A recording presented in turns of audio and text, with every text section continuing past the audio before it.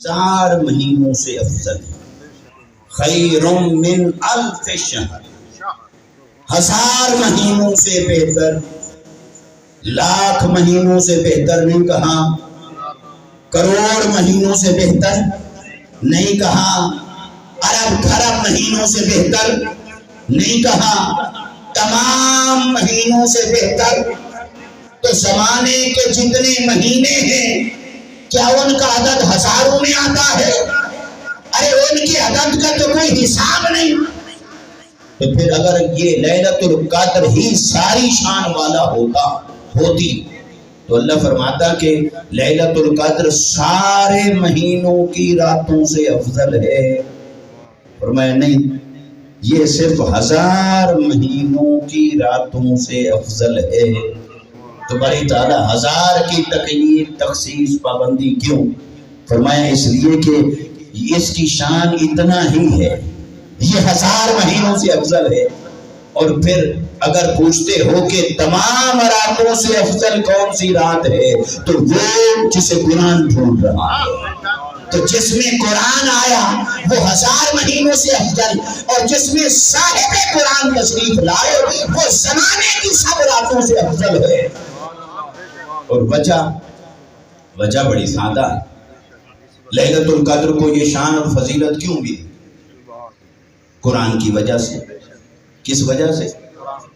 تو قرآن کی نسبت جو اس کو حاصل ہوئی، اس نسبت کی نوعیت کیا ہے؟ اس نسبت کی نوعیت کیا ہے جس نسبت نے اسے 1000 مہینوں سے افضل بنا دیا؟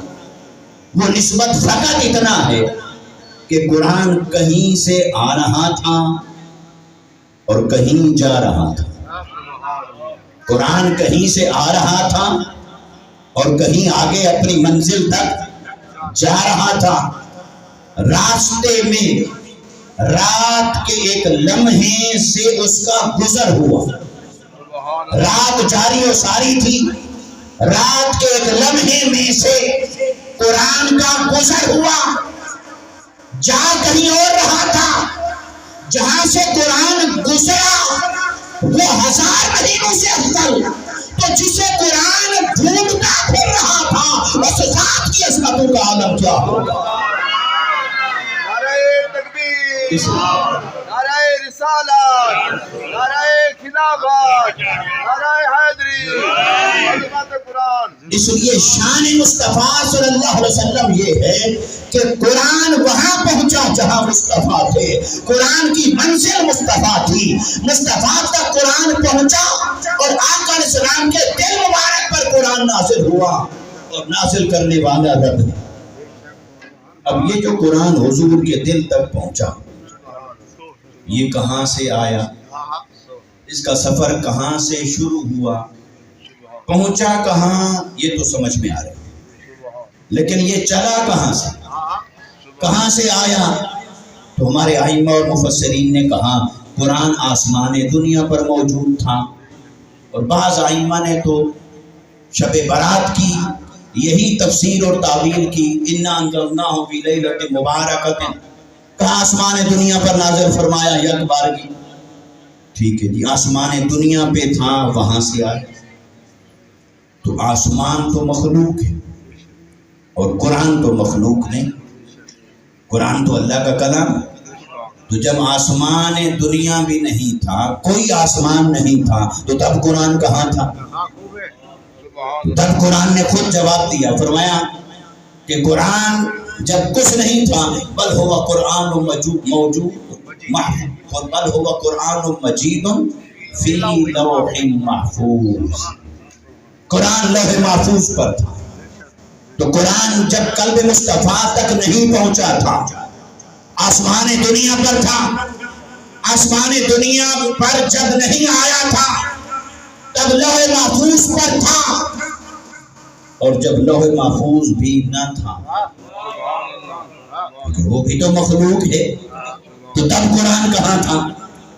تو اس کا ایک ہی جواب ہے، قرآن علم الہی کے پردوں میں چھپا ہوا تھا۔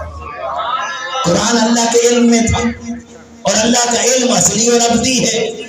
اللہ کا کلام بھی اصلی اور ابدی ہے، تو قرآن تھا علم الہی میں، وہاں سے چلا لوح محفوظ پہ پہنچا، وہاں سے چلا تو آسمان دنیا پہ پہنچا، وہاں سے چلا تو قلب مصطفیٰ پہ پہنچا، پھر وہاں سے چلا اور زبان مصطفیٰ کے رستے سے ظاہر ہو کر پھر صحابہ تک پہنچا، پھر کسی نے لکھ لیا، کسی نے یاد کر لیا، محفوظ کر لیا، پھر آگے امت تک پہنچا، پھر آج تک موجود ہے، گویا امت کے پاس آ گئے۔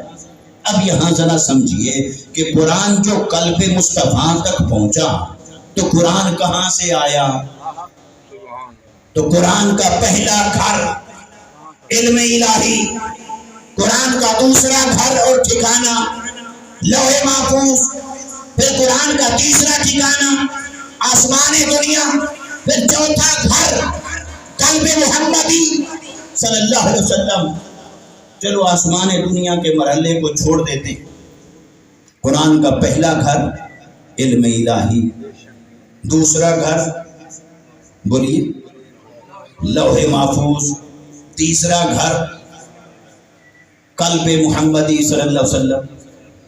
شارٹ کرتے ہیں یہ نو اثر ہو جائے۔ تو قرآن کا پہلا ٹھکانہ اللہ کے علم میں رہتا تھا، قرآن کا دوسرا ٹھکانہ لوح محفوظ پہ رہتا تھا، قرآن کا تیسرا ٹھکانہ مصطفیٰ کے دل میں رہنے لگ گیا۔ اب آپ بتائیے، جب قرآن اللہ کے علم سے چلا اور لوح محفوظ تک پہنچا تو اللہ کے علم سے مٹ گیا یا وہاں بھی موجود رہا اور یہاں بھی ہو گیا؟ تو علم الہی میں بھی اسی طرح موجود رہا۔ کوئی نہیں کہہ سکتا بھی آج قرآن علم الہی میں نہیں رہتا، قرآن علم الہی میں اسی شان کے ساتھ موجود ہے اور لوح محفوظ میں آ گیا۔ اور جب لوح محفوظ سے قرآن چلا اور آسمان دنیا پر آیا، پھر قلب محمدی پر آیا، تو کیا لوح محفوظ سے مٹ گیا اور آگے چلا گیا یا وہاں موجود ہے؟ جی موجود ہے۔ یہاں سے ایک چیز سمجھ میں آ رہی کہ اللہ نے جس کو بھی قرآن کا گھر بنایا وہ مٹنے والا نہیں ہے۔ جس کو بھی قرآن کا گھر بنایا ہے، محبت اور مسکن بنایا ہے، وہ مٹنے والا، قرآن بھی وہاں رہتا ہے۔ تو جب قرآن وہاں رہتا ہے، وہ گھر رہتا ہے تو قرآن رہتا ہے۔ اگر وہ گھر نہ رہے تو قرآن کیسے رہے؟ تو قرآن کا علم الہی میں علم الہی بھی موجود، وہاں قرآن بھی موجود، پھر قرآن لوح محفوظ پہ آیا تو لوح محفوظ بھی موجود، قرآن بھی وہاں موجود، پھر قرآن آقا اسلام کے دل مبارک پر اترا تو قلب مصطفیٰ بھی موجود، قرآن بھی وہاں موجود، اور قرآن آگے امت کے پاس پہنچا۔ یہاں امت سے قیامت تک قرآن مٹ سکتا ہے؟ بولیے مٹ سکتا ہے؟ یہ بھی قرآن کی شان ہے کہ نہ امت مٹ سکتی ہے نہ قرآن مٹ سکتا۔ امت بھی قیامت تک رہے گی، قرآن بھی ان میں قیامت تک رہے گا۔ نہ قرآن میں تحریف ہو سکتی ہے، نہ تو بدل ہو سکتا ہے، نہ تبدیلی ہو سکتی ہے، نہ زیر و زبر کا فرق آ سکتا ہے، کیونکہ قرآن بھی محفوظ، اور جن کے پاس قرآن ہو وہ بھی محفوظ، اور جس گھر میں قرآن رہے وہ بھی قائم اور محفوظ۔ اب جو کہتے ہیں کہ معاذ اللہ نبی مر کر مٹی میں مل گئے، بھئی اگر نبی مر کر مٹی میں مل گئے اور جسم اقدس کو معاذ اللہ مٹی نے کھا لیا تو قلب محمدی صلی اللہ علیہ وسلم کو بھی معاذ اللہ کھا لیا، تو پھر یہ تو قرآن کی شان کے خلاف ہے۔ تو پتہ کیا چلا کہ قلب محمدی پر جب قرآن نازل ہوا تو یہ مت سمجھنا کہ مصطفیٰ کا وجود نہ رہا، ارے مصطفیٰ نے فقط پردہ فرمایا ہے، قلب محمدی بھی موجود ہے، جس میں مصطفیٰ بھی موجود ہے، اور وہاں قرآن بھی اسی شان کے ساتھ موجود ہے۔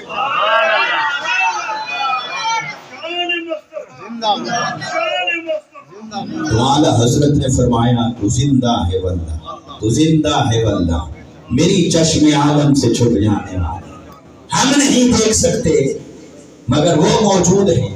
تو یہ قرآن کی شان بتا رہی ہے کہ قرآن جب آقا علیہ السلام کے دل مبارک پر نازل ہوا تو قلب اطہر قرآن کا گھر ہے، قلب اطہر قرآن کا ٹھکانہ ہے، قلب اطہر قرآن کا محبت اور مسکن ہے، اور وہ بھی موجود اور محفوظ ہے، اور قرآن بھی وہاں پر موجود ہے اور محفوظ ہے۔ اچھا پھر اگلی بات کریں، پھر جو دل پہ نازل ہوا تو دل کی بات ہمیں کیسے پتا چلا؟ آپ چلو ہم کہہ سکتے ہیں ہم نے بزرگوں سے لیا، ان سے پھر ان سے، تو صحابہ نے کہاں سے لیا؟ تو صحابہ کے پاس کیسے آئے؟ کیا ان کی رسائی حضور کے دل تک تھی یا زبان تک تھی؟ قرآن کو حاصل کرنے کے لیے تو رسائی زبان مبارک تک تھی، دل تو آقا علیہ السلام کے پاس، تو قرآن تو نازل ہوا حضور کے دل تک، تو حضور کی زبان مبارک سے ہوا ظاہر، تو کلام رب کا ہے، زبان مصطفیٰ کی ہے۔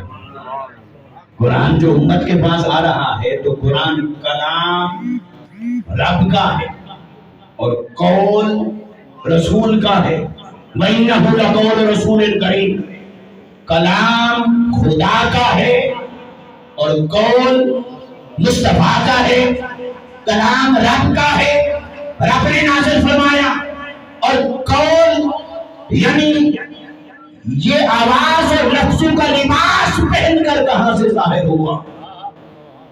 زبان مصطفیٰ، اور زبان مصطفیٰ کی پھر اللہ نے شان کیا بنا؟ اللہ نے فرمایا حبیب ایک ہوگا میرا کلام، ایک ہوگا تیرا کلام، زبان دونوں کے لیے ایک ہی رکھ لیتے ہیں، زبان دونوں کے لیے ایک ہی رکھ لیتے ہیں، ایک ہی کافی ہے۔ میرا کلام بھی تیری زبان پر جاری ہوگا اور تیرا کلام بھی تیری زبان مبارک پر جاری ہوگا، کیونکہ میری زبان تو تب ہو جب میرا جسم ہو، اور میری شان یہ ہے کہ میں جسم سے بھی پاک اور زبان سے بھی پاک ہوں، نہ میرا جسم ہے نہ میری زبان ہے۔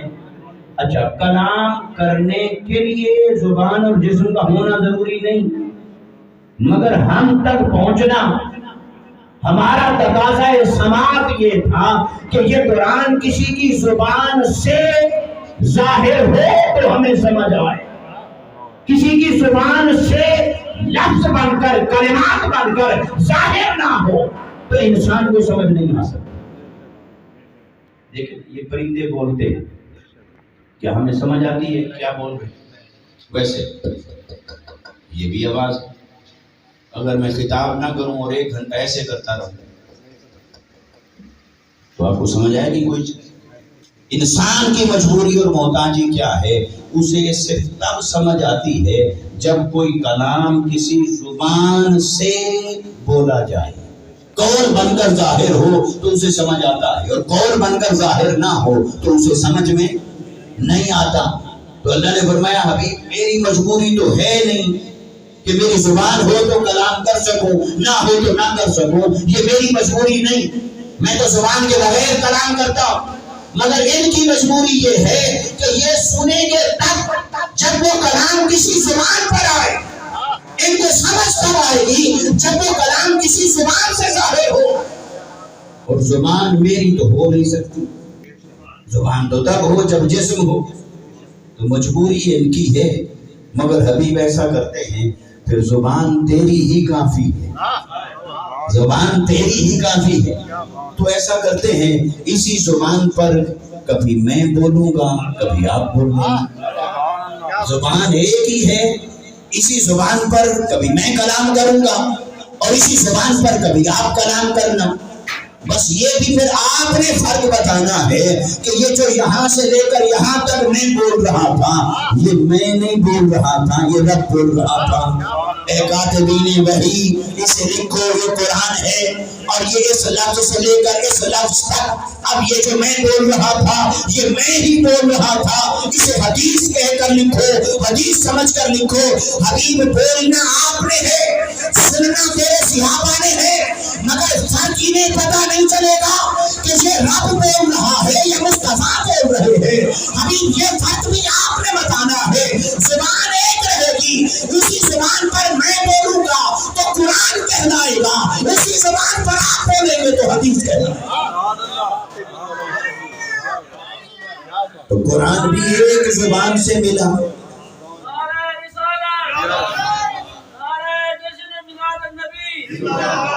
تو قرآن بھی اسی زبان پاک سے عطا ہوا، اور حدیث بھی اسی زبان پاک سے عطا ہوئی۔ اب کوئی کہے میں قرآن کو تو مانتا ہوں، حدیث کو نہیں مانتا، تو اگر کوئی کہے میں حدیث کو نہیں مانتا تو اسے کہو کہ حدیث کا حدیث ہونا تجھے کہاں سے پتا چلا، قرآن کا قرآن ہونا تجھے کہاں سے پتا چلا۔ اس لیے تو ائمہ کہتے ہیں کہ قرآن کا قرآن ہونا یہ حدیث سے ثابت ہوا ہے، قرآن کا قرآن ہونا حدیث سے ثابت ہوا، یعنی حضور نے فرمایا نا کہ یہ قرآن ہے، اور حضور کا فرمانا حدیث ہے، تو حضور نہ بتاتے کہ یہ قرآن ہے تو کہاں سے پتہ چلتا قرآن کا؟ تو پتہ چلا کہ کسی کے پاس کوئی پیمانہ نہیں کہ پہچان کر سکتا کہ یہ قرآن ہے اور یہ حدیث ہے، وہ پیمانہ بھی مصطفیٰ ہے، وہ معیار بھی مصطفیٰ ہے، وہ لطف و کلام بھی مصطفیٰ ہے۔ اس لیے رب نے فرمایا وَمَا يَنطِقُ عَنِ الْهَوَىٰ إِنْ هُوَ إِلَّا وَحْيٌ يُوحَىٰ۔ اے لوگوں سنو، اے صحابہ مصطفیٰ سنو، یہ جب میرا مصطفیٰ بولتا ہے یہ بولنا ان کا بولنا ہے ہی نہیں، ان کی زبان پر تو میں بولتا ہوں، یہ زبان مصطفیٰ کی ہے، یہ کلام خدا کا ہے۔ اس لیے پہلے تو ہمیں ایمان لانا ہوگا زبان مصطفیٰ پر، جب اس پر ایمان لے آئیں گے پھر آگے ایمان بنے گا حدیث پر اور قرآن پر۔ تو جو کہے میں قرآن کو مانتا ہوں زبان مصطفیٰ کو نہیں مانتا تو وہ تو پھر قرآن کو نہیں مانتا۔ تو اس سے پتا چلا کہ جو حدیث کو انکار کر رہا ہے در حقیقت اسے لطف کے مصطفیٰ پر ایمان نہیں، اسے قول مصطفیٰ پر ایمان نہیں، اسے کلام مصطفیٰ پر ایمان نہیں، اور جس کا مصطفیٰ پر ایمان نہیں اس کا پھر قرآن پر کیسے ایمان ہو سکتا ہے؟ بھئی ہم تو تجھے تب مانیں گے جب تو مصطفیٰ کو مانے، اور اگر کوئی مصطفیٰ کو نہ مانے تو پھر ہم اسے کیوں مانیں؟ ہم تو تبھی مانیں گے جب وہ مصطفیٰ کو مانے، اس کے بغیر تو قرآن کا کوئی تصور نہیں آتا۔ اچھا اب پلٹ آئیں اس نقطے کی طرف کہ قرآن لوح محفوظ علم الہی سے چلا، لوح محفوظ میں آیا، پھر آقا علیہ السلام کے دل مبارک پر نازل ہوا، وہاں سے حضور کے قول بن کر امت کے پاس آ گئے۔ اب یہ جو قرآن حضور کے دل پہ نازل ہوا اور وہاں رہنے لگ گیا، یہاں اس نقطے کو اب فوکس کریں، اس سے پتہ چلا کہ قرآن جو کچھ ہے وہ سب کچھ قلب مصطفیٰ میں ہے۔ قرآن جو کچھ ہے وہ حضور کے دل میں ہے۔ یہ نہیں ہو سکتا کہ قرآن میں تو کوئی شے ہو مگر وہ حضور کے دل میں نہ ہو، یہ نہیں ہو سکتا۔ بھائی دیکھیں نا، یہ بوتل رکھی، یہ بوتل ہے برتن اور اس میں رکھا پانی۔ اب پانی جو ہے وہ سائنس کہتی ہے کہ دو گیسوں کا مجموعہ ہے، ہائیڈروجن اور آکسیجن، تو اس کا مجموعہ ہے تو یہ بنا پانی۔ تو اس وقت اس پانی میں جتنی ہائیڈروجن ہے وہ اس بوتل میں ہے یا اس سے باہر ہے، اور جتنی آکسیجن ہے اس کے اندر اس پانی میں وہ اس وقت اس بوتل میں ہے یا اس سے باہر ہے جی۔ اور اگر آپ شاہ صاحب کو اس میں چینی بھی ڈال دیں تھوڑی شربت بناتے ہیں جیسے میٹھا، تو وہ جو چینی اس پانی میں ہوگی وہ بھی اس بوتل میں ہوگی یا اس سے باہر ہوگی؟ اور اگر اس میں آپ کوئی شربت بھی ڈال دیں، وہ رنگ بھی آ جائے، تو وہ رنگ اور شربت بھی جو اس پانی میں ہوگا وہ بھی اس بوتل کے اندر ہوگا یا بوتل سے باہر ہوگا؟ اور اگر آپ لیمو بھی ڈال دیں، پوری شکنجی بنا دیں، تو وہ بھی اس میں ہوگا یا اس سے باہر ہوگا؟ اب فارمولہ تو میں نے آپ کو سمجھا دیا ہے، اب آپ کی مرضی، آپ بنا کے شاہ صاحب کو پلائیں یا نہ پلائیں، وہ آپ کی مرضی۔ اب سمجھ آ گئی یہ بات؟ اب آپ سوچئے اس نقطے پر کہ اللہ نے فرمایا حبیب قرآن ہے تیرے دل میں۔ قرآن کہاں نازل فرمایا؟ آپ کے دل مبارک پر قرآن آ گیا، تو قرآن ہے حضور کے دل میں، تو قرآن جو کچھ ہے وہ سب کچھ قلب مصطفیٰ میں ہے، اور قرآن میں جو ہے وہ سب بھی قلب مصطفیٰ میں ہے۔ اب قرآن سے پوچھو قرآن میں کیا ہے یا خود قرآن کیا ہے، تو پہلی بات تو یہ پتہ چلی قرآن کہتا ہے، اللہ نے فرمایا قرآن میں